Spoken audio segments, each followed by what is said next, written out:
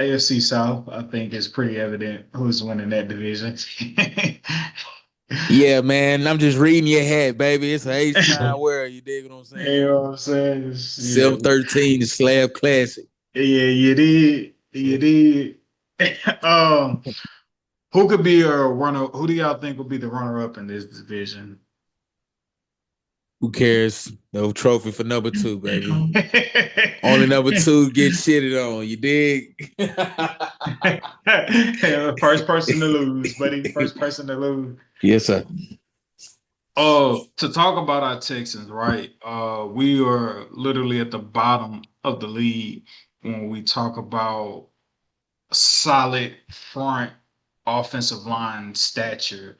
Our offensive line is depleted, and for me, I think about this in a way of like, all right, we don't have an offensive line that is either going. I pray that that doesn't result We, in. we we we do have a really revamped offensive line, bro. We have Titus Howard kick back out to his rightful spot at tackle. We got Ursay, the rookie, who won its job. We got a new center and a new guard who won the job on some guys that they brought in, Lakeland Tomlinson, I believe. So I wanna give us some. I want to be optimistic first before we send us to hell before we play a game.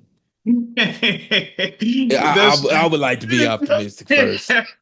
that's fair. That's fair.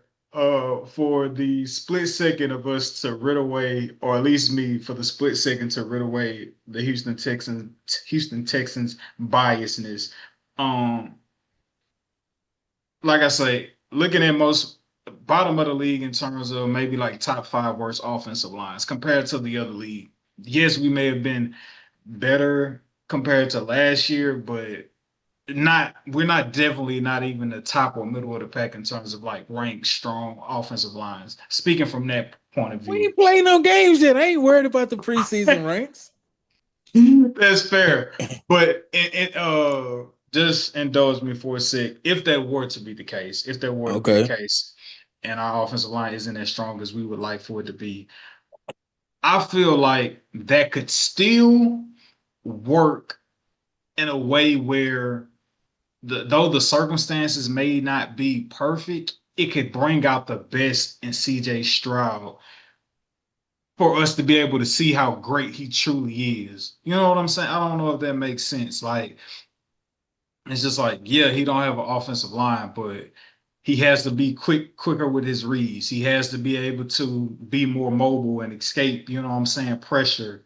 Um, and if our offensive line isn't great, I think that would also result in us not having a strong run game. I don't know if y'all agree or disagree with that. And so the ball would have to be placed in CJ Stroud's hands to make quick decisions with the ball.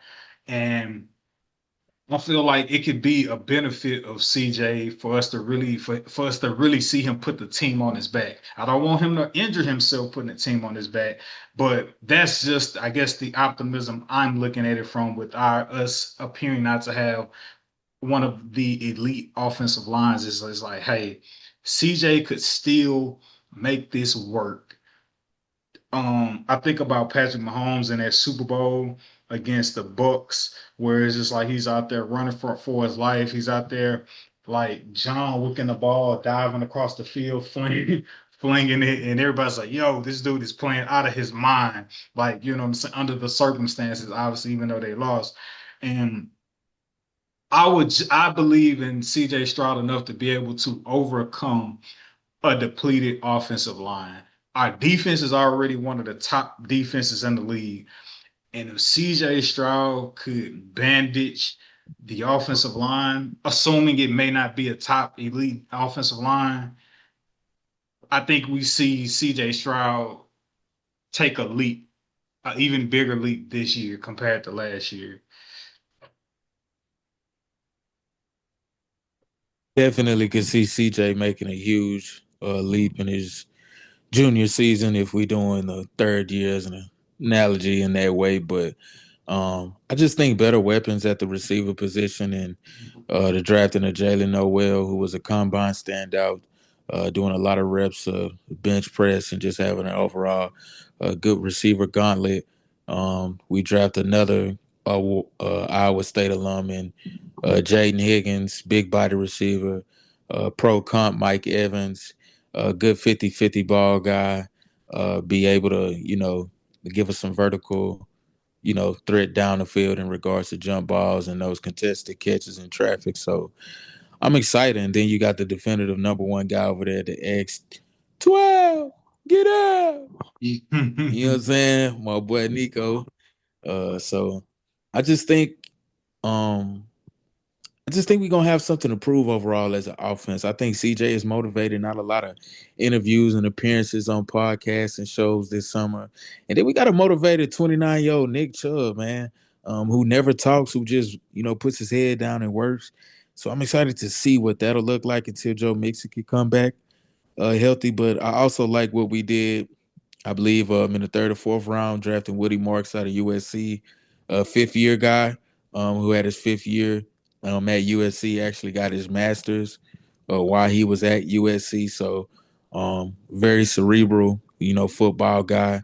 If I know anything about Nick Casario, he loves cerebral, football minded guys. So I just think we're going to have an abundance of talent, along with Nick Caley being a new OC, giving CJ more responsibility at the line and really giving him the reins to make those in-game adjustments and checks and audibles at the line that, the other guy, we won't even say his name, just didn't kind of give CJ the opportunity to do. So, you know, excited to see it.